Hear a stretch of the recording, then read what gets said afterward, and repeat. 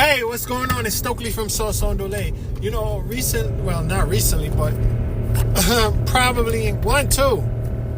I don't know what's recorded right now, but there's a lot of feedback. But hey, there's a lot of been data breaches. Experian, Equifax, Target, T-Mobile, 23andMe. So many data breaches regarding personal information, including your DNA, including your medical information, has been leaked and become the possession of nefarious individuals or whatever, you know what I mean? For whatever reason, people are stealing this data. So, even the other day when I went to NYU Langone, they had an online system that they wanted me to go into. They wanted me to, I don't know, I think at one point they wanted me to scan my hand or scan my finger or something like that, or do a sign up and a sign in and all that. I refused to do that. I didn't do that, but they still somehow created an account for me. Anyhow, now what's going on is that, after my experience at NYU Langone, I was very miffed. I was very upset about that whole situation, right? About having to pay for services I thought that were not deserving of a $7,000 bill. You see what I'm saying? And I'm still on the hook for almost $1,000. And yeah. So the thing about it, I was having a conversation with, the reason why I even came on, well, multiple reasons, I just want to talk. But one of my buddies, one of my hangout buddies, when I used to party and stuff, from when I was like 19 years old, recently went in for surgery at NYU Langone.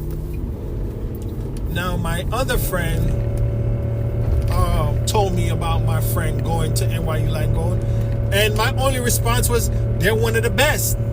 They are one of the best orthopedics. Well, I think so, because the reason how I even chose NYU Langone as someone to look at my hand was because they had some of the highest reviews inside of the lookup, the phone book, or not the phone book, but the list of service providers for my respective insurance company. They were near the top. Now, it's possible that they're paying kickbacks or paying for advertising or paying for a higher rank. It's possible, I don't know. But even the advice the guy gave me, it was pretty good. But we only met for 15 minutes and he billed my insurance $7,000. He didn't do any procedure or anything on my hand. So I still have an issue with them. But my buddy came through his surgery successfully. He seems to be in good spirits. He seems to be under good care. And your health is priceless. But the guy didn't give me any health care. He didn't do anything but just talk to me. So, you know what I'm saying? Whatever. But anyhow, information is good, but it's not $7,000, bro. Come on now. So I anticipate my buddy is gonna spend close to $100,000, if not more, for the surgery that he had.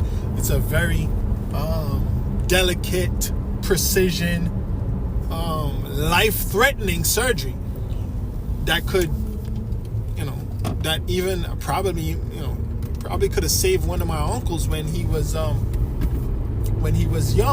When I had an uncle that had a similar surgery, and it went horribly wrong, and they ended up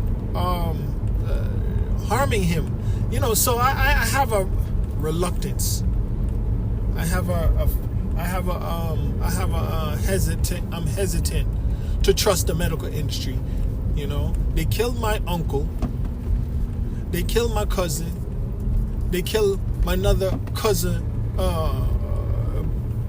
again through staph infection, and they killed my aunt. my aunt and my cousin died through staph infections. My uncle died through them inserting something into his lung, and my cousin, same thing. They inserted something into his body the wrong way and killed him also. So when it comes to the medical industry, I have a lot of misgivings with them. Now I should actually balance it somewhat, because my grandmother at my grandmother at about 80 something years old went in for hip surgery. That was successful. I think she had both hips replaced. I have a cousin, she went in for both knees and hips replaced. She's in good condition. Her mother, both hips, both knees replaced. She's in good condition. No, both knees, not both hips, but both knees replaced. She's in good condition. My aunt went in for cataract surgery. That was successful. I know other people who went in for other not critical, knees. They almost killed my buddy the other day too, because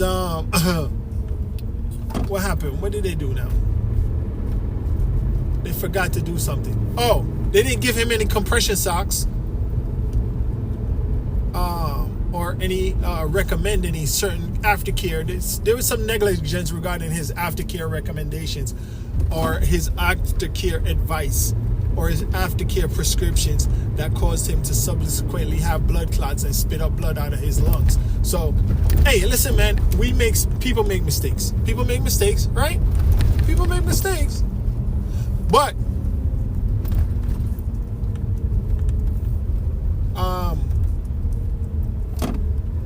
some of those deaths were just regular maintenance work. My cousin, he had some issues with his kidneys. He just went in for maintenance. My aunt, she had an issue with her pacemaker. She just went in for maintenance. And putting the trach tube, it wasn't a trach tube. When they intubated my cousin, they penetrated his lungs and killed him. And they bled out and they killed him internally. So that wasn't anything regarding saying his existing condition. When my aunt caught a staph infection, resulting in like her liver shutting down and all these other stuff like that, and one side of her heart stopped working properly. Even though she had a pacemaker, she was in there for maintenance of it. The staph infection has nothing to do with her existing condition for the most part. And funny enough, through understanding nowadays, we know that sugar is terrible. We know that sugar feeds bacteria, right? I went into the hospital and I saw them giving her apple juice. And I'm like, at that time, I wasn't paying attention to health stuff, but I could see that was not probably the most appropriate thing to give somebody, especially somebody who had diabetes. Now, she had many comorbidities, but a staph infection had nothing to do with any of those comorbidities. My other cousin, who was a burn victim, when your epidermis is a big part of your whole immune system and the protection of your internal parts. Either way, the care wasn't there, in my opinion. You got guys in the military, like the guy from Dancing with Stars, who got burned over 90% or some of his body. And the motivational speaker guy, I don't know what his name is, but he's doing fine.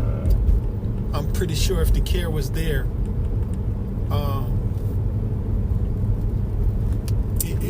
they would have survived, So anyhow, whether there were mistakes on their sides, whether there were comorbidities or pre-existing conditions that resulted in their death in the hospital, irrespective of whichever it is, I still have a reluctance regarding hospitals and the medical industry. Anyhow, so now when you come to NYU has their reputation to protect. They have their large premium charges that they charge, their large premium fees that they charge to protect also. Their brand to protect. Now when you go to a little public community, whatever hospital, the community hospital that serves everybody, that serves the poor especially, then they don't really, you're not really provided anything too exceptional because they don't have a brand to protect. So charging a premium is understandable. So, I forgive NYU Langone. I forgive them because they did a good job patching up my friend, bringing him to a good place. I thank them for that. They did a good job for that. And I forgive them for robbing me because now they educated me. People that are in the music business, they say you're going to get robbed in the music business. I don't know why. Well, with all this stuff that's coming up about Diddy, we understand now. You get violated in the music business, it would seem. It's something that's understood. Because it's not even... Okay, I don't want to digress too much in this low vibration conversation, but even in the case of Diddy, how many A-list names is he tied to exploiting? Multiple.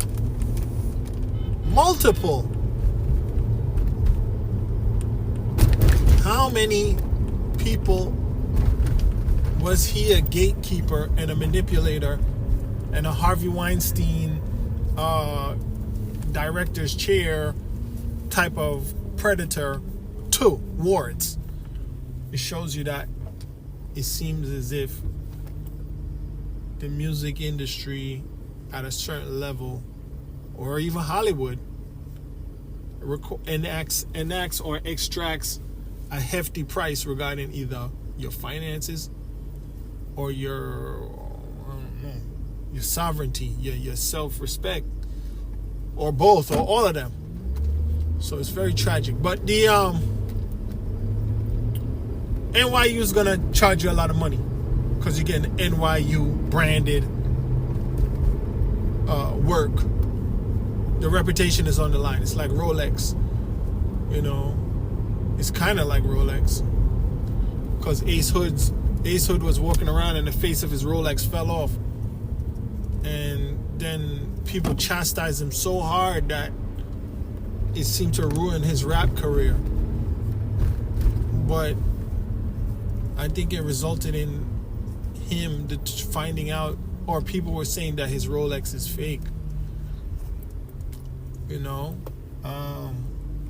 I used to buy fake Movado watches on Jamaica Avenue. They probably have fake Rolexes too, but I never bought any of the fake Rolexes. I wasn't into Rolex. Where the people that I hang around, or the people I grew up with, like Movado watches, because my father had a Movado watch when I was a child. So that's something that I kind of aspired to, but I don't think $15 could buy a Movado watch. Anyhow, but Movado has their reputation to protect. Rolex has their reputation to protect, so on and so on and so forth. And let's look it up. Let's see, because look, if Ace Hood's watch was fake, that's a poor it was real. That's a poor reflection on Rolex. Let's ask Google. Was Ace Hood's watch fake? Because it is something that ruined this rapper's career. Ace Hood speaks on his Rolex watch falling apart at BET Awards. Okay, so I won't be able to read it thoroughly because I'm driving now. That's not safe and that's not healthy. Let's see.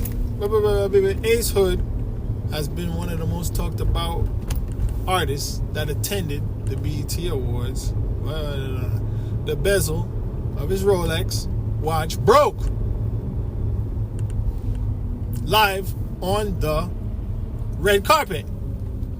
During an interview with Bow Wow and Angela Simmons on the red carpet, Ace Hood noticed the bezel on his watch break before stopping to collect the pieces and attempt to put it back together to no avail. The footage, and then he says, when you spend so much money on a watch, certain things are not supposed to happen, Ace said in his interview on Power 106. My jeweler, I definitely had to fire the jeweler. He going through it, man. Fire the jeweler? Okay, now he's trying to save face. We don't know if that's real or not. He seems like a positive guy, though. You know what I'm saying? He's not a bad guy. From my recollection, he only made love songs. He did not make more violent raps. He made most of his hits were love song type of raps. You know, I can't remember any of them right now, but they were pretty. They're pretty catchy. So, it said Ace Hood continued to express his disbelief at what happened. I spent $60,000 on that watch, man. I was just as shocked as everybody else. You see, he's heard about it. It ruined his career. Anyhow, I'm going too much into this Ace Hood thing, and I'm trying to, I don't know, I gotta make better content, because guess what? Most people are listening, but they're listening for less than 60 seconds, which shows that I'm all over the place, which is okay, because I understand that I'm not doing a good job, so I shouldn't expect great results. I was just talking about the Bible. I was just having a discussion about the Bible, where Cain and Abel both came to God and made their offering. God blessed Abel's offering. Abel had a more expensive offering, which was meat and animals and stuff. Cain had an offering, but it was like vegetables and plants and stuff like that. And I guess that wasn't as suitable or as acceptable. So God said to Cain, yo, why are you mad? Cain, why are you mad? You gave me a subpar offering. So, you know, if you give me subpar stuff, you get a subpar response. So, you know what? Try again next year. Basically, he's like, try again. Well, ultimately, he came back and said, like, try again next year. Because he's like, yo, where's your brother? Oh, you killed your brother because I didn't bless your offering? You could have just came back next year. This is me. Maybe I'm filling in things where things are not. But he, in my opinion, God was basically like, listen, you didn't do good this year. Guess what? You had the chance to come back and do it again. That's me saying that. So it's like, I can't expect great results from a podcast that I'm not invested in doing it in a proper kind of acceptable, palatable way. If it's not palatable, it's not palatable. This is subpar. So, you know, I'm going to get there, though. I'm going to get there. It's going to get there, or I'm going to quit it. These are either one or two things. I'm going to eventually get better, or I'm going to quit doing it. And I'll probably quit doing it as soon as Spotify decides to either close down, or decides to sell the company, or decides to start charging for people to use it as their podcast disseminator. That's probably what I'm going to end up doing. Either I'm going to keep doing it forever, well, maybe for not forever, but I'm going to keep doing it as long as I feel like doing it, as long as I'm driving. God bless God for that. As long as I'm able, hopefully it will get better, or I will just quit it outright, or I'll be pushed out, because first it was Anchor, then it became Spotify for podcasters, now it's Spotify for creators. So the name keeps changing. They keep trying to make it work. They don't really make much money or get much business from these free little podcasts like I'm doing, because nobody really listens to them. But anyhow, getting back to what we was talking about. What were we talking about? Talking about NYU Langone. I forgive you. I now understand why you charge so much money. You got a brand to protect. And even when I made my post, don't use NYU Langone, that was my revenge. That's the only thing I could do, because they're actually robbing me, but you know, it's really the Mercedes-Benz apparently that I was trying to. I didn't know that I was buying a Mercedes. I thought I was just buying a regular Toyota. But you want the highest ranking orthopedic surgeons, you're gonna pay the highest price apparently. So now I understand. I was upset and I was outraged and I was offended initially. Now I'm of an understanding. Now I'm a little bit calm. You're still gonna bang me for that $1,000, but you know, I'm gonna hopefully try to find some kind of payment plan or figure it out. But you did a good job on my buddy. He came through. because surgery is a very precarious thing, just as I indicated earlier by the amount of people who I'm related to who passed away now. At the same time, I'm related to hundreds of people. I have hundreds of family members, so it's kind of part of life, somewhat. But it's very tragic to know that most fatalities are in the hospital. So, but then again, the hospital is the only place that's probably qualified to declare someone deceased. So that's why the hospital gets the blame a lot for, I would guess, for people being oofed or deleted. It's because possibly, when they scrape up people from off the street, the paramedics are not qualified to determine,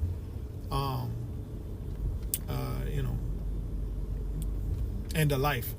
People are DOA when they reach the hospital, and the doctor does their vitals and finds out what's going on with them. Anyhow, let's end on a more positive note. Like I said, I have a lot of family members that went to the hospital, came out with great results. If you're doing something serious, I would say, don't worry about it, man. Put yourself in debt. That's fine. If you're going to preserve your life, go to a high-end hospital. Or matter of fact, find the best doctor that has a lot of experience in what you're going for. And find a doctor that has a lot of experience. That's really what it is. And do your research, and make sure you keep up with your aftercare, and pray and think positive, and you'll be all right. You'll be all right. All right. Thanks for listening.